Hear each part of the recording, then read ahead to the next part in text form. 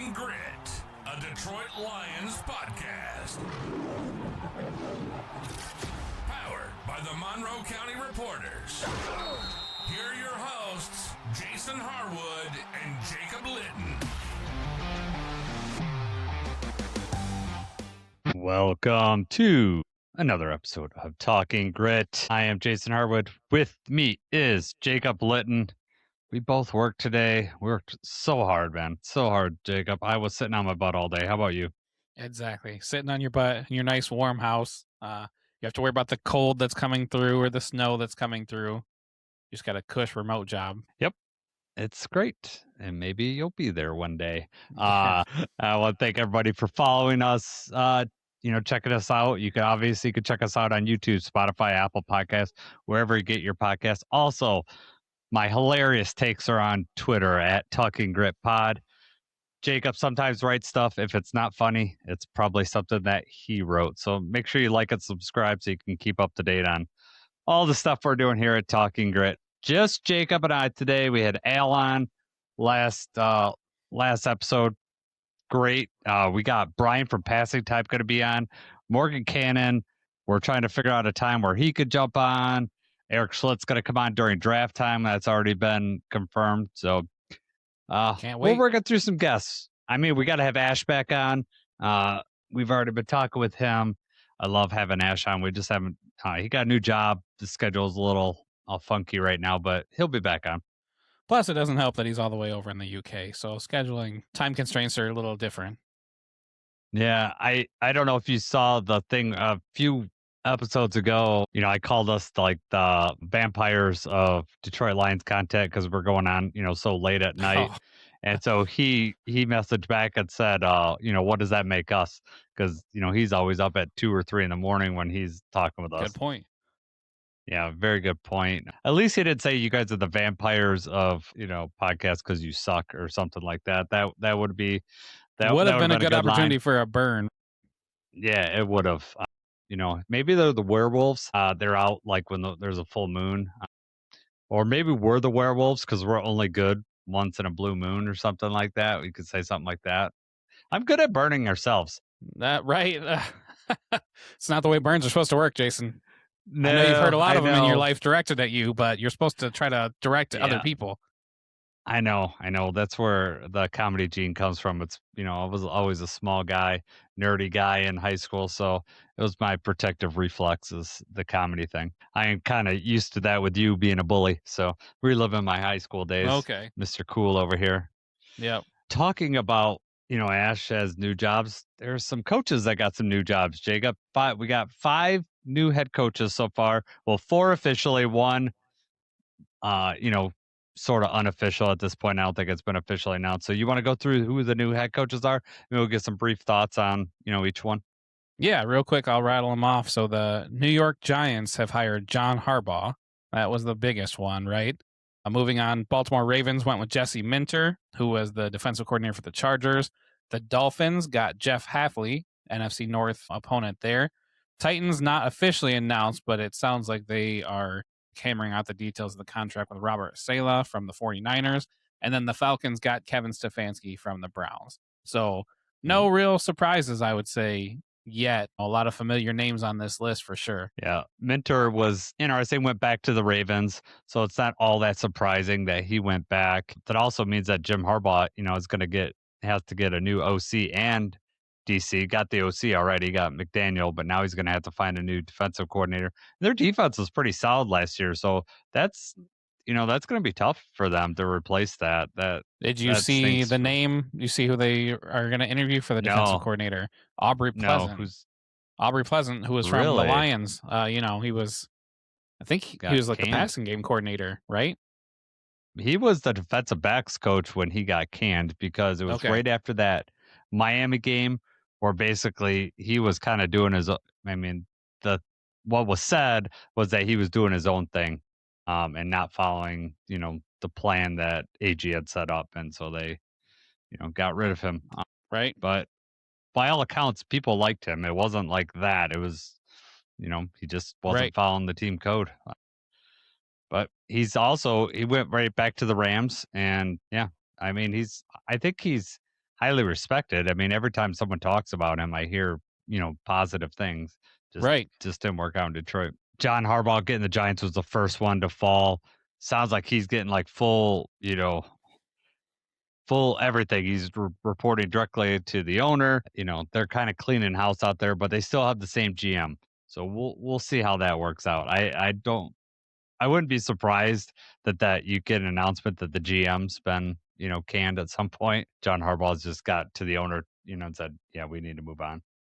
Well, they just signed to an extension, right? Which didn't Mhm. make sense. I mean, I've let it be known. You know that I don't like. It makes Yeah. no sense to me why they continue to keep him going, especially when they've got the new quarterback and now that they have a new head coach. And I'm sure that was probably one of those details that they had to hammer out with John Harbaugh was to deal with the GM. Mhm. To figure out the logistics of how they're going to work together and what the long term goal is going to be. So, yeah. Yep. Jeff Halfley getting him out of the division. Huge. Super happy to hear that he's going to be down there. What's JJ, your son, think about that? Is he happy with the hire? He's not. I guess he's impartial to it. Wasn't very Okay. exciting for him, but I don't know that there would have been one that was like super exciting. So at the same time, I also do not like. I would like if Brian Flores was out of the division, but as far as Halfley goes, it's not like, oh man, thank God we don't have to play against his defense anymore. Not that not that big on exactly what he's doing. I know the Packers have a good defense, and this guy's got plenty of experience. He absolutely, seems like he's in line for a head coaching job. So, best of luck to him over there in the AFC. Makes no difference to us over here. No, I was glad to get him out of the division. I think he had a pretty sound defensive plan, much better than the previous defensive coordinator they had of Green Bay. So I don't know who they're going to hire in there. But speaking of Brian Flores, who you mentioned, he's got his second interview with the Steelers. Now I know he just signed an extension with the Vikings. So it either means basically, from what I've seen for interviewing, it's either going to be the Steelers head coach or back with the Vikings. So I am hoping, beyond all hope, that it's he's with the Steelers and we don't have to deal with him in Minnesota. I think that makes a lot of sense for him in Pittsburgh too, taking over the defense and everything, and just that seems like a Brian Flores job is the Pittsburgh Steelers job. Mm-hmm. I will say that was interesting. Like in my experience, I don't know that I've seen that where he's actively interviewing for head coaching jobs. Then he signs an extension with the stipulation like, hey, if he doesn't get one, he'll come back with his contract extension. Yeah, that kind of was weird to me. But I mean, I don't know. I Maybe don't it's just the blame him, Vikings though. kind of making a last ditch effort to be like, hey, we're going to give you a raise. We really want you here. We understand that you're exploring other opportunities. We'll let you do that, but maybe they're just trying to make him second guess it, or I don't know. Well, the last thing they want him to do is interview with Steelers, realize, hey, I kind of like this organization. They get a head coach over there that he feels comfortable working with, and then he jumps, Right, he jumps just to ship be the over there. DC. So the Vikings, wanted to make sure that he stayed there, and I don't blame him. I mean, he's put up a solid defensive plan, and to be honest, that defense is, they've gotten a bunch of free agents last year to fill out to fill what Brian Flores wants. And if Brian Flores isn't there, those players may not work out. So I could understand them wanting to keep him in there. Kevin Stefanski with the Falcons, I think that's important for the Lions, and why, with the Drew Petzing thing, because Stefanski and Petzing were close. Stefanski thinks very highly of Petzing, and it may have been the reason why, the Lions moved on Petzing when they did, because Stefanski might have had him pegged for offensive coordinator. So I think that's interesting. You don't see too many people from that get fired from the Browns and then immediately get hired in that same coaching cycle. So that's crazy, right? To me. Yeah. And then we have to look how many people get fired from the Browns and get another shot at head coaching. Yeah, well, it's kind of like the Lions. Well, I mean, Belichick did, right? So that's a huge one. I thought Belichick got traded. He got fired from the Browns. He got fired from the Browns, and then I think he went back to the Giants, did defensive coordinator, and then that whole Jets Patriots thing where he hired with the Jets and then stepped down and then took over the Patriots. That whole situation was wild. Right. All I know Belichick is that Patriots forever, and then he went to the North Carolina. Yeah. Real quick, let me rattle these off. Stefanski, obviously, you just said Freddie Kitchens, Greg Williams, Hugh Jackson, Mike Pettin, Rob Chudzinski, Pat Shermer, Eric Mangini, Romeo Crennel, Terry Robisky, Butch Davis, Chris Palmer, and then Bill Belichick was from 91 to 95. So of all those head coaches, I don't think no one jumps out at me on that list that got another opportunity after that. Not as head coach. I mean, but the Lions typically don't, their head coaches, once they don't become head coaches, they're done. But Schwartz might change that this year because he's up. True. He might or, he just might in the become future. the Browns. Yeah. Do you think that's just because of the Lions and Browns hiring process, not hiring the right or qualified people? Or do you think it's just because of how bad the team's, because if it really truly is ownership and general manager and a combination of everything, then you'd think these head coaches would have more chances elsewhere. Yeah, I think some of it's just the general stink of having those franchises on you. I look at, it's like the Lions went with Mariucci, right? Success at Niners. He could have probably had another chance, but I think he was just done with coaching. Who was the off morning leg? He killed any head coaching opportunity when he took the wind in overtime. Yeah. I mean, regardless of what you think about that, that just got to stick in people's mind. Then he went to be an OC at Philadelphia and had some success there during the Andy Reid years. So, I mean, he was still a good coach in this league for a while. So he did get an opportunity, just no other head coach. Caldwell did interview. I think he interviewed maybe for the floor for Miami. I think he interviewed with someone for head coach after Detroit. He might have had a shot. He would have been a safe pick. I mean, Caldwell was known as a good coach. He just wasn't flashy at all. He interviewed with the Packers. Did he? Okay. That's I didn't know about that. Or at least if I did, I forgot about it. So Matt Patricia doesn't during the Matt LaFleur cycle? They hired LaFleur. I think it was Caldwell? right after. Or was he off a year? Not sure. That's interesting.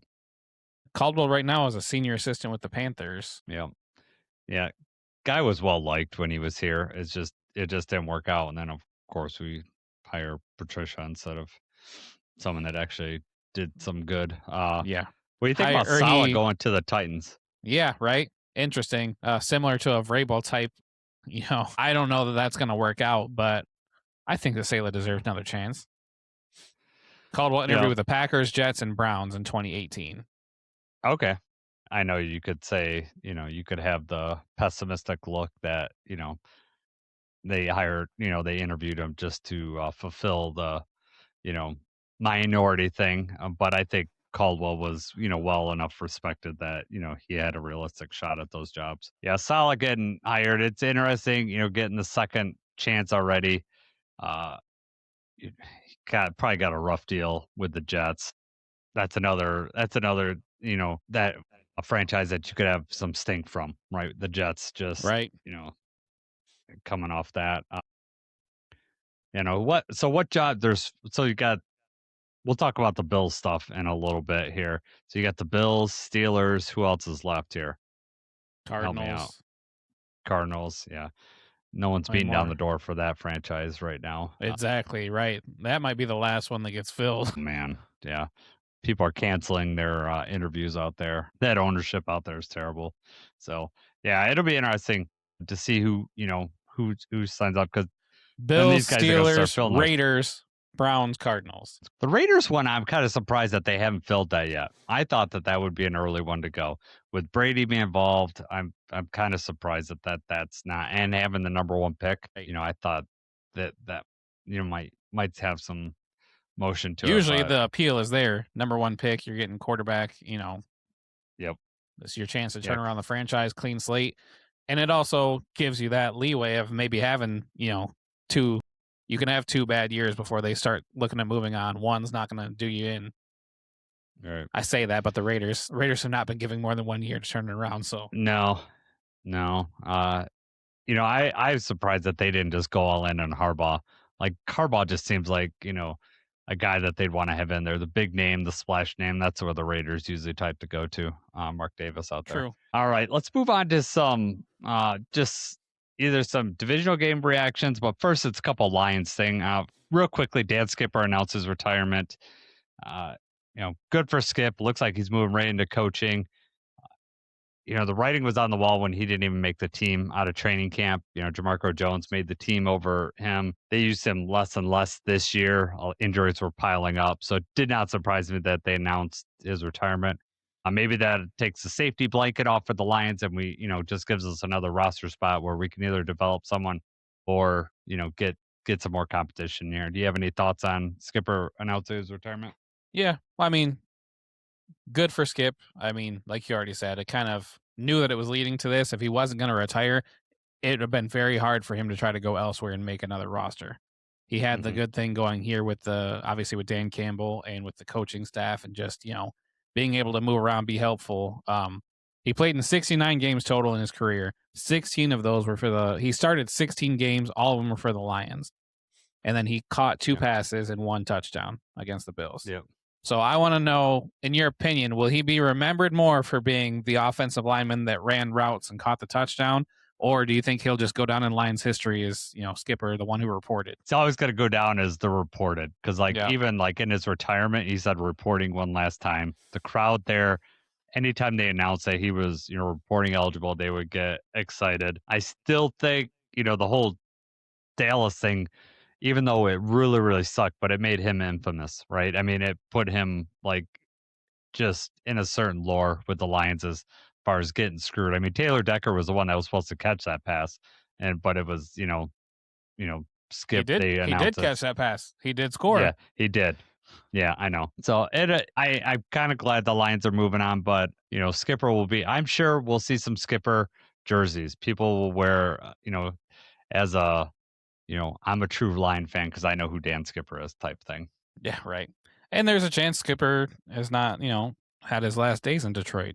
He's wanting to be a coach. Dan Campbell likes it. I mean, there's a chance he could come on as a coaching assistant and make something out of it here. That would not surprise me to see him in training camp this year. Right. As a very, Hank Fraley assistant, exactly.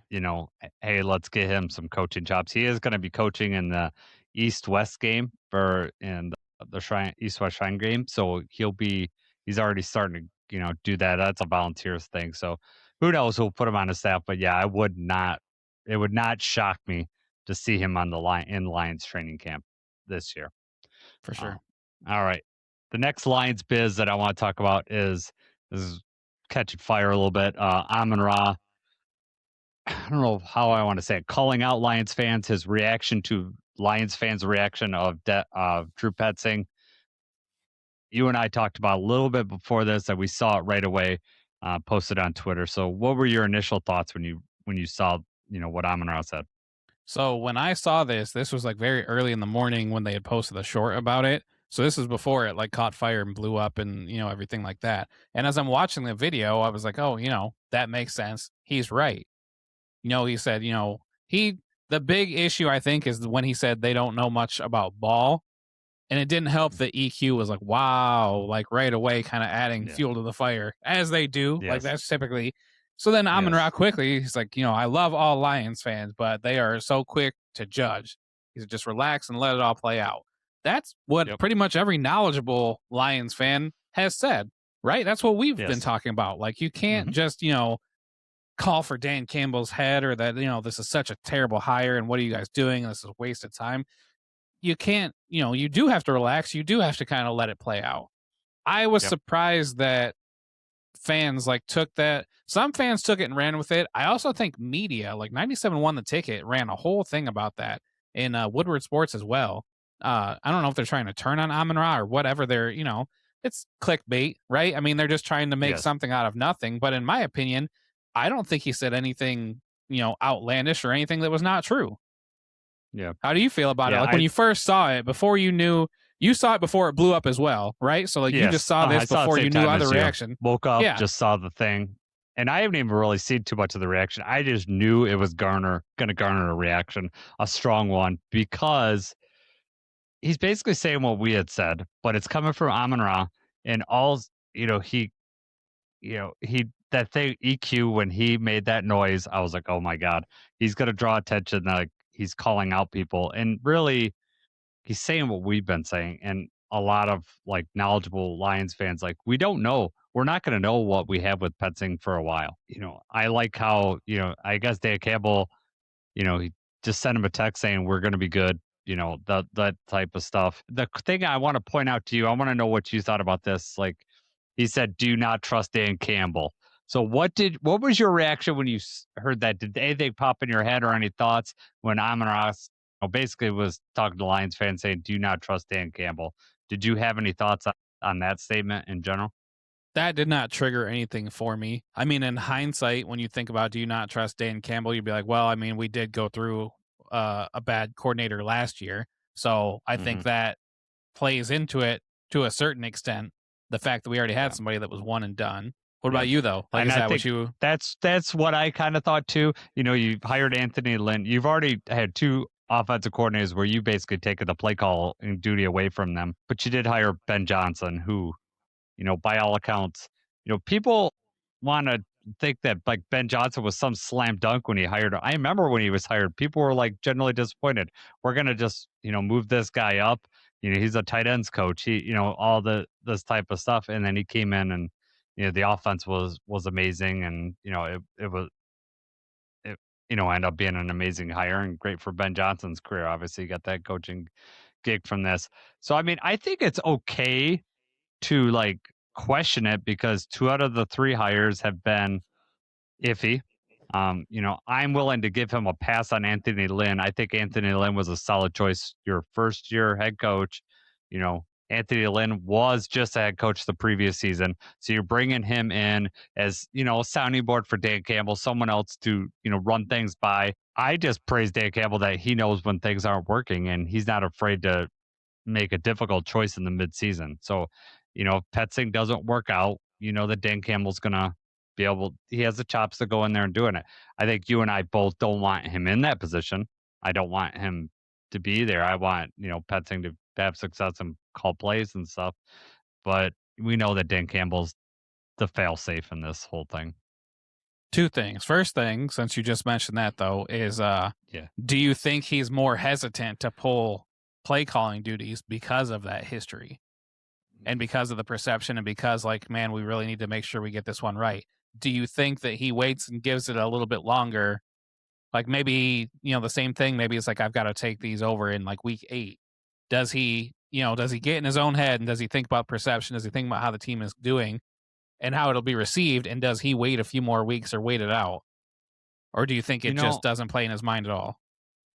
I think that's a very good question. And I think that definitely thought goes in your head. But I think Dan just is team first. And it's going to be whatever the team needs is really what I think he would do. Like, hey, this isn't working.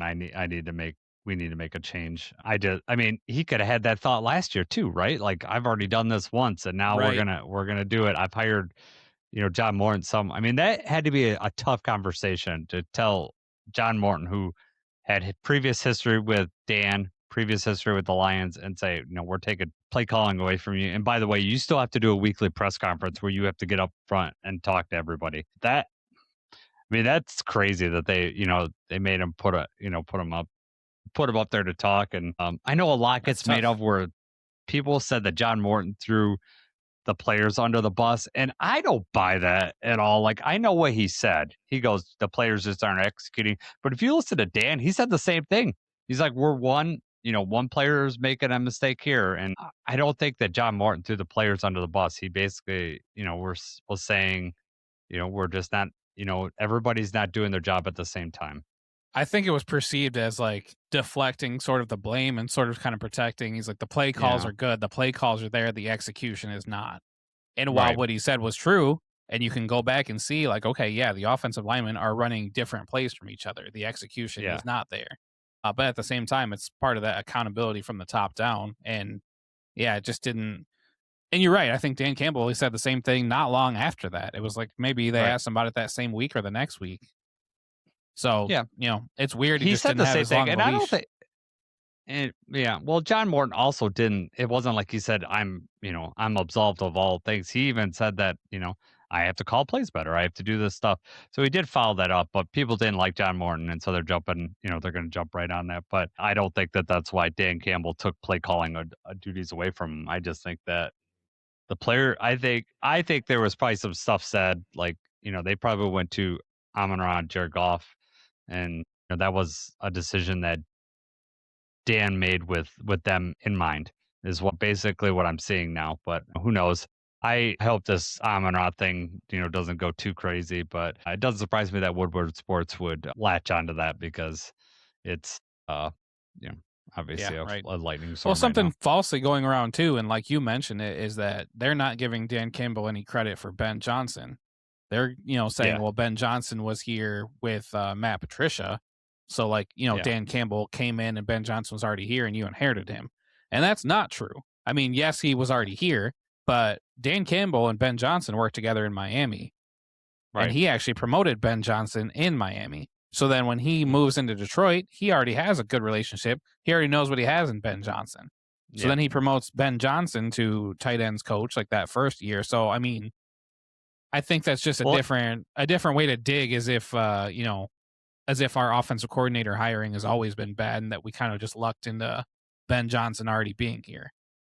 Well, I mean, like I said earlier, like that he didn't. I mean, he hired Ben Johnson, so for offensive coordinator, he could have went out. I mean, I'm sure he interviewed other candidates. He absolutely deserves credit for bringing up Ben Johnson, because that's a tough gig. Like that's a brand new OC, and you're heading into year 2, right? Like if he makes that and that offense doesn't jump, it's that's not good. It's not good for you at all. Our one of our favorite listeners, WMW, said, "What? Detroit media overreacting to something?" No, never. Shocker. 100% right on there. And you get it. It's like, I mean, I don't know if we're guilty of it right now. I think we got a pretty level head about stuff, and we're not going to be, we're not hot takey about it, but we certainly are talking about it. But I think we also have a level head about stuff. But there are certain writers, certain publications that obviously want to have that take so that people click on their stuff and listen to their stuff. Of course. Real quick, before we move on from Morton, I was just going to say, go ahead. Yeah, he was hired as a consultant for the Broncos. So John Morton was the passing game coordinator in Denver for 2023-2024. And in the 2023 season was with Russell Wilson, but he also was coaching Jarrett Stidham, who's going to be the one starting in the AFC Championship. Mm-hmm. So I think, Denver probably saw an opportunity to get him back and just to ensure that, Jarrett is as comfortable and as ready as he possibly can be. So they're bringing in somebody familiar, the passing coordinator from a few years ago. So, he's best of luck to the Broncos. They have their work cut out. They do. And we'll talk about that when we get to our picks later on. I thought it was interesting that he got a job. Good for Morton. I mean, moved on, whatever. I have no ill will towards him. Speaking of the Broncos, the Bo Nix injury, what did you like? That was a shock when it happened, but then when we saw the play that it happened on, I was also like, oh my God. So what's your thoughts on that whole situation? I didn't even realize that he was hurt like that, until like it was like 30 minutes after the game or whatever, when they were like, he's out for the season. They had that stupid quarterback run. I think that was on second down, where they had like the quarterback sweep that he got hurt on. Then they take that deep shot. He's got that deep lob ball that gets the PI call. And, the rest is history. Broken ankle right after the game. Terrible timing, especially if you're a Broncos fan, right? Like you're feeling so good after that win, and it just deflated. Although, positive side, like it wasn't like an Achilles or a knee injury or anything like that. It's a broken bone. So chances are he's going to be good by the time next season comes around. But that doesn't help you when you're, trying to win the Super Bowl now, and it was right within your grasp. Yeah. One play away. You got the home game too, right? Your number 1 seed. I could tell you this before any of this. I don't even know if I texted you at the time. I hated that play, running Bo Nix out there on a called outside run. It's like, this is the dumbest call I've ever seen. I don't know what they were thinking. And it's one thing if he's out scrambling or whatever freak things happen, but you're putting him in harm's way on purpose on a outside design run. He's going to get hit. I just don't understand. Yeah, right. My friend is a Broncos fan, and Mhm. right after it happened, I was like, "Man, that's tough." But right after, I had texted him. I was like, "That's tough." Said, "But you know what? Nick Foles came in and won a Super Bowl. Won the Super Yeah. Bowl for the Eagles." And then I don't know if you saw Nick Foles had sent out a tweet that night. Did you see his tweet that he sent? Yes, He I said, did. I "I feel saw for that. Bo and That's the cool. team, sending prayers for a strong recovery. A positive note going into the game versus the Patriots is that they struggle against backup quarterbacks in championship type games." And that's hilarious. That's an all-time tweet. It is. That is awesome. I yeah. I think it's gonna be a huge mountain to overcome getting your first start in the Yeah. championship game. They're gonna have to lean on that defense. We'll see. I mean, Which makes it stranger things possible. have They have a happened. great defense, right, and that makes it possible. Yeah, They can hold on that long does. enough. They're at home. Go from one quarterback to another. CJ Stroud. I just want to talk about the playoffs that he had, and does that like, are you really worried about signing him to the 5th-year option now? Like that whole thing blows my mind. So what's your thoughts on CJ Stroud? I mean, just awful. I don't understand it at all either. I mean, he threw 4 interceptions, and most of these were really, really bad throws. Either terrible decisions or just flat out bad throws. Yeah. And then when he Mhm. wasn't throwing picks, he was still just missing his guys. He was not Yeah. able to make the throws. I don't know what was happening. It was not like that pressure was in his face the entire time either. And his defense kept them in that game as long as possible. But I don't I've got here, the Texans got 15 drives in the game. 10 of them lasted less than 2 minutes. And then one of them that lasted just about 2 minutes was one where he threw a pick six. Mm-hmm. So not only are you not doing your defense a favor, you're making the odds worse by giving them points. Yeah. He looked like going in to halftime. I was convinced Davis Mills should come in because Stroud just not only were his throws off, he reminded me of when you get a ton of pressure on Jared Goff and then everything's just a little bit off. You're dirting things, and that's the way Yes. Stroud. He just looked shook, bad. And I was like, you just that This was the was thing. Their defense sorry, go ahead. was. I was gonna say the defense was so good. You just needed to not turn the ball over. Give give your all you need to do is score a few points. Like Stroud, like you said, gifted them a touchdown with a pick six. It was just he looked bad, and that would worry me going forward. Now I think Texans are a lot fault because their offensive line is really really bad.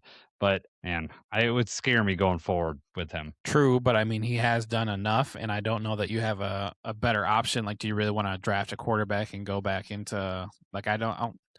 If anything, maybe he's played his way out of a top tier contract. They may have to have some discussions about money over there, but I was just gonna try to, it's similar to when you can tell a pitcher, you got a World Series game, right? And the pitcher gets rattled, and all of a sudden he's giving up runs, he's hitting batter, he's not doing well, and then you can tell by the second inning, you're like, man, we're gonna have to pull, no matter who it is, we're gonna have to pull, we're gonna have to go to the bullpen. And then his body language and everything was the same kind of way, where he was almost defeated, wasn't working, wasn't happening. And if it was baseball, you would have called in another pitcher, like you said, for Davis Mills to come back in. It's just way different in football. It's even more deflating and more defeating for you to go to Davis Mills. And then if you do, and then Davis Mills struggles, do you put CJ back in? What do you, it just all around so bad. It was the body. You're right. The body language was terrible too. On top of that, and that's what it's like. He's dirting throws. He just looks like he can't believe what's going on. But in the interceptions weren't necessarily hey, we're jumping routes or whatever. A lot of these were just behind throw. They were just really bad throws, or the timing was way off. I know that the weather played a factor, but it was bad. Yeah, it's WMW said Texas defense has done enough to win, but the offense just can't get it done. And That's that true. defense has been unreal. I want to give you some flowers here, Jacob. Dynasty Lions. I don't know if you saw his message on our, not the last podcast, but the previous podcast. He's saying high profit because of your whole Rashid Shaheed take.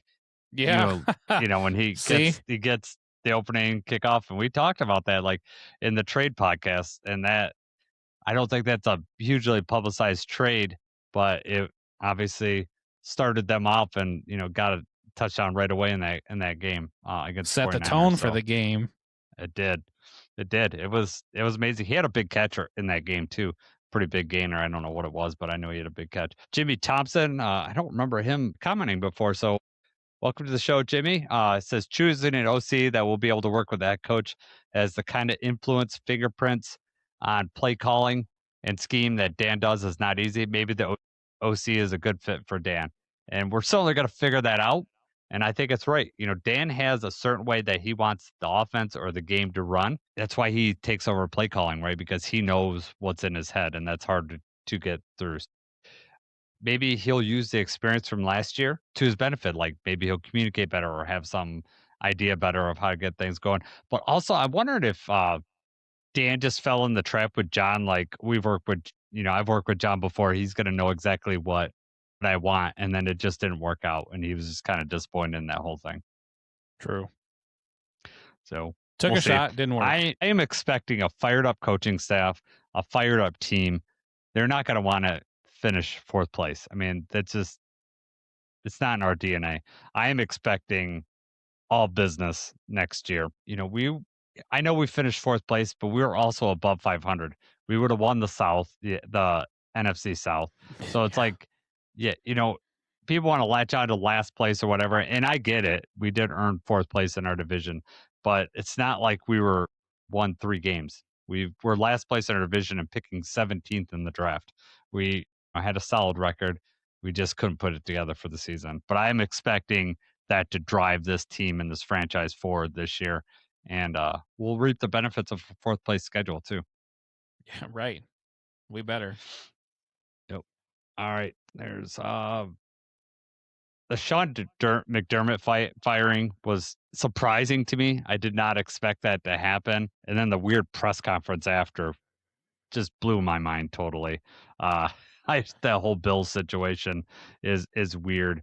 Is this a situation where you're going to get worse? You think you're going to get better, and you're going to get worse? I'm getting that feeling. What's your thoughts, Jacob? I feel the exact same way. They're so close for so long. They're like, man, what do we need to push us over the edge?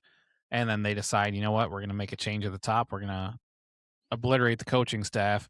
We're going to keep the GM, but we're going to get rid of the coaching staff. Also, I just don't know who's out there. What coach is out there that you think immediately steps in is going to be able to just take your team to the next level without having any sort of growing pains or, Sean McDermott is a defensive coach, right? And they're all about Josh Allen and everything. I'm sure whoever they hire is going to be more offense oriented.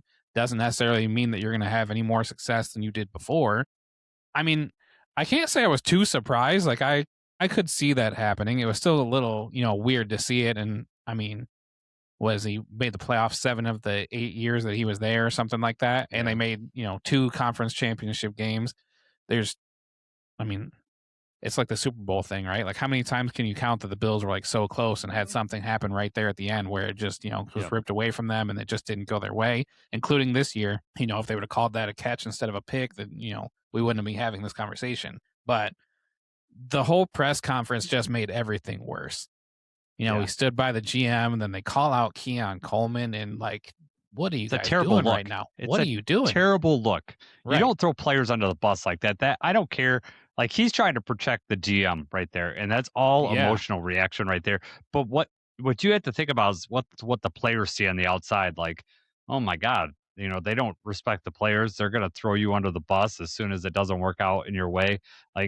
That's a conversation that maybe you have with the team.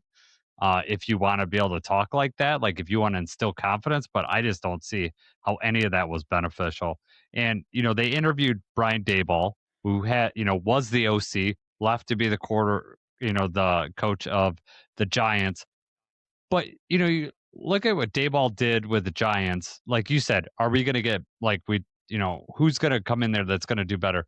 Daboll didn't do jack with the Giants. And now you're going to expect him to come over and all of a sudden he's going to do this. I equate it to firing Caldwell and bringing in Patricia. Oh, we need to take the next step.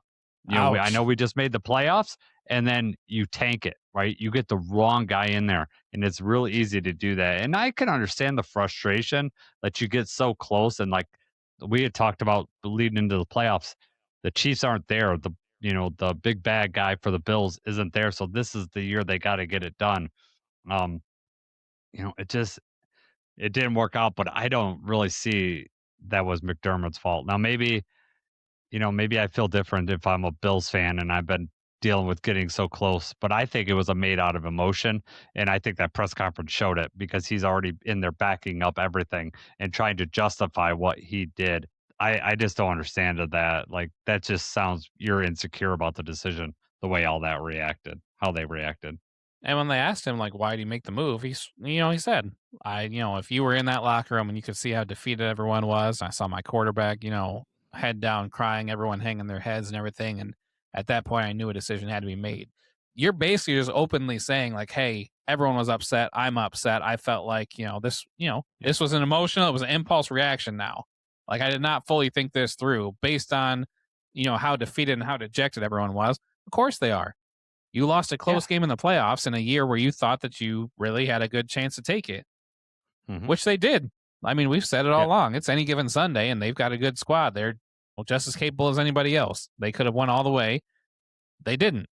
Obviously, that's a tough pill to swallow. It's tough to take in that locker room. But for you to – and the stuff about Keon Coleman, I didn't see what he said. I read what he said, and I read the context kind of like as he was saying it.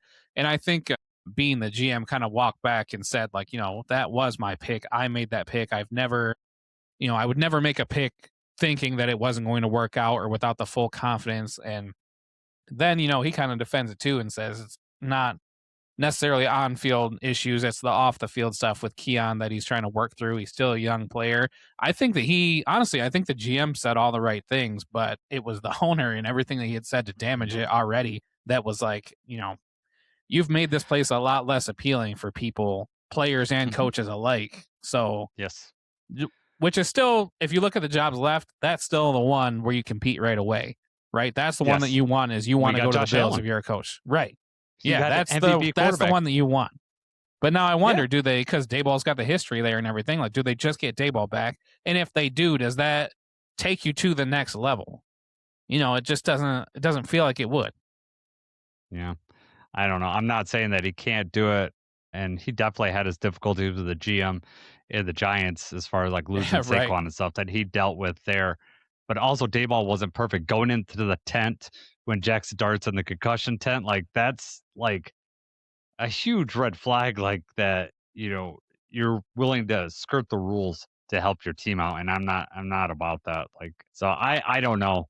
Like, the thing is that, like, okay, what really makes it difficult for me is that you're 2 weeks behind because you fired him after the divisional round. So every other team has had like 2 weeks of interview, 2 weeks of prep, and you've kind of already admitted that you basically did this out of emotion. So it tells me that you probably weren't prepping for this at all. And now, you got to have all these interviews and top candidates already, on other teams.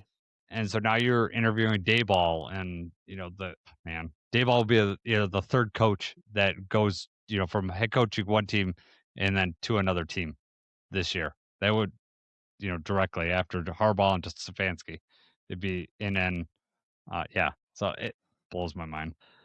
Well, I say kind of save the best for last as far as what we're going to talk about. Caleb Williams and the Bears.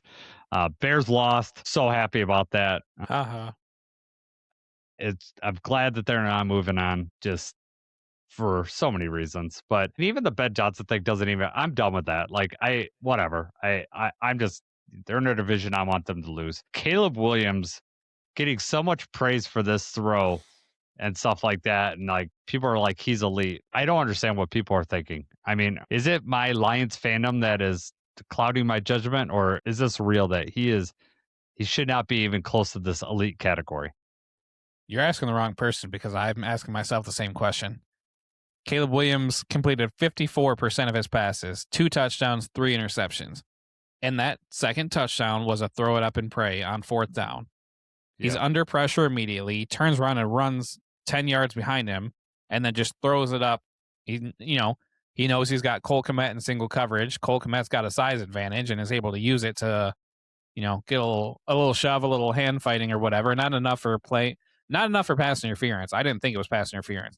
But enough that's what allowed him to get open. But then he also, he threw the pick in overtime that allowed the Rams to score. And people just completely let that go. They let all his interceptions, they just let go. They chalk it up like, oh, it's whatever, trying to make something out of nothing. And there's people even saying now that he's already the best quarterback in the NFC North and that he's one of the top quarterbacks in the NFC because of that throw. Yeah. What are we talking about? What are we doing? That was not a good throw. Yes, it happened, but it happened because it had to. That was on 4th down. If he made a Hail Mary from 60 yards away, are you going on about that throw that, bounced into 2 people's hands and the receiver caught it and you're like, thank God that he, no. What are we doing? I just don't. He cost them the game, right? Yes. I mean, the Rams could not adjust the cold and the Bears were playing pretty good defense for most of the game. Like Stafford was not making throws he normally makes. Yes. They sacked him 4 times. They just were not able. The first drive, the Bears threw a pick, Rams drive it down and score. And right away, I'm like, okay, this is exactly how I pictured this going. And then, the Rams failed to pull away. And then it felt like one of those, like, okay, what kind of late game magic? I would almost bet money that 4th down was going to be a touchdown because that's just what happens with the Bears. And then in overtime, the Rams get it first. They punt it to the Bears. And then I was like, well, in my head, I was already thinking like the Packers. I was like, at least I get to see the Rams lose a game that they should have won, and I can see Stafford go home and whatever. But then Caleb threw another pick, and then they, which is funny because I don't know if the second pick was Caleb's fault or DJ Moore's fault for just not running your route or not trying hard enough. But yeah, I don't understand the elite stuff for Caleb Williams. I was happy to see the Bears lose, of course, but now I really, really need the Rams to lose to the Seahawks. Yeah, I'm right with you there. As far as seeing the Rams lose, that would have been the only side benefit is that Stafford doesn't move on. And I like Stafford, but I cannot stomach if the Rams move on and win a Super Bowl before we get there after this whole trade and everything like that. I just can't deal with it. Yes, the 54% completion percentage. Like you don't need to do these late game heroics if you play good the whole game. Yeah, you don't. And so it's ridiculous to me. And what makes me mad about that last throw is the same crap that Jordan Love pulls, where they just throws off his back foot, throws up a prayer, and then somehow the receiver comes down with it, or they get a pass interference call or whatever. I'm with you. I don't think Cole Kmet did pass interference because they're hand fighting. I think Cole Kmet just had so much a size advantage that he used that to his advantage and was able to, displace a defender, to give him space. And I watched the all 22 to try to watch that. Now the video's pretty far away, so it's hard to see, but nothing looks like egregious there. I think the defender kind of just gave up on the play and thought that Caleb Williams is going to be sacked. I think he hands fights and it doesn't fight strong enough to get back to that receiver.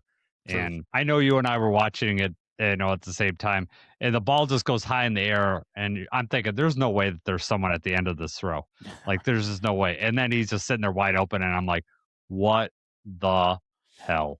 I cannot believe this just happened. And then all of a sudden, everything changes. Caleb Williams, super elite. They're coupling this with that 4th down throw against the Packers the week prior, and then all of a sudden, he is just some sort of magical QB. No. 54 completion percentage. And then I don't know, Ryan Matthews posted this. He didn't say this, but he reposted this. Some people are equating it to the NBA where like people are realizing, well, shooting threes, you're better to shoot like 35% in threes than 40%, 45% from 2-pointers. Like that's what Caleb Williams is doing. He's taking his shots. Like that 54% completion percentage is because he's, gaining a whole bunch of yards at the end of the game. And my response to that is that's garbage. And next year, these throws aren't going to make it when they're playing a first place schedule, and they're going to get decimated if they play the same way. I'm not saying they can't improve and take some of that out of his game and maybe play better throughout the whole game, but a lot of these endings were just luck. And it just fell the Bears' way, which usually doesn't happen. I mean, the Bears are a downtrodden franchise like the Lions have, crap happen to them year after year. But Caleb Williams still didn't even throw for 4,000 yards in a 17-game season. How can you call him elite? No. He's like 23rd in passer rating. I think he's like top 10 in touchdowns and yards, but he's not even close to like the top 2 or 3 people. Like he's just not. No. And I mean, you look back on every single game, every single win, I guess, except for was was it the Browns that they blew out, or almost every win though was like they're down with 2 minutes left to go. And it's like if the ball doesn't bounce their way, if they don't have 1 or 2 plays, all of a sudden you're looking at a team with like a top 5 draft pick. Yes. No, 100%. And the thing is that, it's going to cloud people's judgment is with the YouTube generation that he makes some throws that are great highlight throws. They're going to get that. You're going to get noticed. But the problem is that he can't make the normal throws. The in the pocket timing throws that make an offense move. He can't make those consistently, or at least he hasn't yet. And you can't call yourself elite if you can't do that. And like I said, you don't need to be Superman at the end of the game if you're, playing consistent the whole game. But yeah, I am so glad that interception happened in OT because then we can just wipe that stupid pass. That's going to be a forgotten pass to history because, he threw that interception. They end up losing. No, it's not. They're going to show that on every highlight that they're ever going to do. They've already forgotten the interception. They're still right now talking about how he's elite and that he's like top 5. He's best Bears in the NFC North. That's stuff I'm seeing in like national media though. Maybe not in any reputable. I don't know if it was Ryan Clark or somebody like that said it. Maybe not in any great. No one whose opinions I really respect, but it's out there, and I fully believe it's going to be part of their highlight reels. Like they're going to show the Packers play and they're going to show this one. Yeah. And it'll just be like, let's just forget what happened right after this. Winning the game. The thing is, and that'd be my thing. They went for 2, which I didn't think that they should. Like in my opinion, I think that they made the right call by going for 1 and playing in overtime. But had they went for 2 and got it and the game ended like that, oh my God, it'd be even worse than it is now. I know. Yeah. I did I text you ahead of time like go for 2? Like I think like we talked about it. I didn't know if I didn't say go for 2. I said, it was early in the drive. I like they get this, or are they going for 2? I know it was on my mind for sure. Right. But we'll have plenty of time to talk about Caleb Williams, and it'll be interesting to get get Harrison Graham, who we talked to about the Bears, on, and I want to know what his opinion is, and we'll have to deal with it all off season, the elite status. Let's move on to our picks from last week real quick. We talked about most of these games, so we'll kind of go through these pretty quickly. Bills at Broncos. I picked the Bills. You picked the Bills. Like you said, interception, which I do think is an interception. If it goes the other way, Bills probably win that. They still have their head coach. They're moving on this week. Did not happen. 49ers, Seahawks. Seahawks just obliterated the 49ers, and it started right away. Yeah. That's how I pictured it going. I don't know if did you see that they are officially looking into the electrical substation as a possible injury thing. And then I started thinking, I'm like, is there a substation around, Allen Park or Ford Field where the Lions, practice or play? We need to look into that, Jacob. Yeah, right. Let's see if they can find some sort of correlation between the two. Yeah. Texans at Patriots. I picked the Texans. You picked the Patriots. Good job there. Yeah, I should have had the CJ Stroud factor in there, but didn't take account for that. And you got Rams and Bears. We talked about that. We both picked the Rams. And yep. All right. So that leads us to the conference championship game. First game of Sunday will be Patriots at Broncos. Would have loved to see Bo Nix in this because I think this would have been a really, really good matchup. Who are you going with, Jacob? You going with the Patriots or are you going with Jarrett Stidham and the Broncos? I am going with the Patriots in this one. While I don't think that Bo Nix necessarily elevates them, I don't know that the drop off is going to be too much between Bo Nix and Stidham. I think that Bo Nix is very good at running the offense and doing what needs to be done and making the plays when he needs to make them. I don't think that he's necessarily going to be I would think the fall off, if Jared Goff got hurt and we had to have our backup, the fall off is going to be tremendous and almost, it's going to be very hard for us to win. I don't know that it's going to be like that. I think the Broncos defense keeps him in the game. And I think Stidham, the Patriots have really good defense, but I think that he gets them moving. And they're at home and everything. I think it could be a closer game. I also think it could be a very low-scoring game, but I do think the Patriots are going to win. What do you got? Yeah, I'm gonna pick the Patriots too, but I don't think game is a gimme by any means. First of all, they've had a week to prepare. The defense knows this is going to be on their shoulder. This isn't like Bo Nix gets injured in the first quarter and you're scrambling. They've had a week to prepare. The defense knows that they're going to have to play an amazing game, so they'll be up on there. Sean Payton's a good coach. I'm sure he's going to have a good game plan going in. John Morton will figure it all out. He is their linchpin, right? No, I still go with the Patriots, but I think this is going to be a better game than people are thinking. What is the spread on that? What was it? 4.5 Patriots. 4.5. Yeah, I think that it's a pick 'em if Bo Nix is in, or the Broncos might be favored by 1 or something like that. But since Bo Nix is out, the Patriots are getting the 4.5. The other game, which I am really looking forward to, I do work this weekend, but I only work till 5, so I will not miss any part of the second game, and I'm super excited about that. Rams Seahawks, think it's going to be a battle. You got the division battle there. They've already faced each other twice. This will be the third time. I'm going with Seattle in this one, and part of it is just because I can't stomach the Rams, like we discussed earlier. I cannot stomach them winning. If Stafford is on, though, man, I could see the Seahawks losing in this one, but I'm going to go with the Seahawks in this game. What about you? Yeah, I think it's going to be a close game. I am also picking the Seahawks. Like I don't want the Rams to win, and I feel like Sam Darnold deserves to have a game. Like the defense is so good. They're at home. Like it's weird that like we might be already like Patriots Seahawks rematch in the Super Bowl. I know.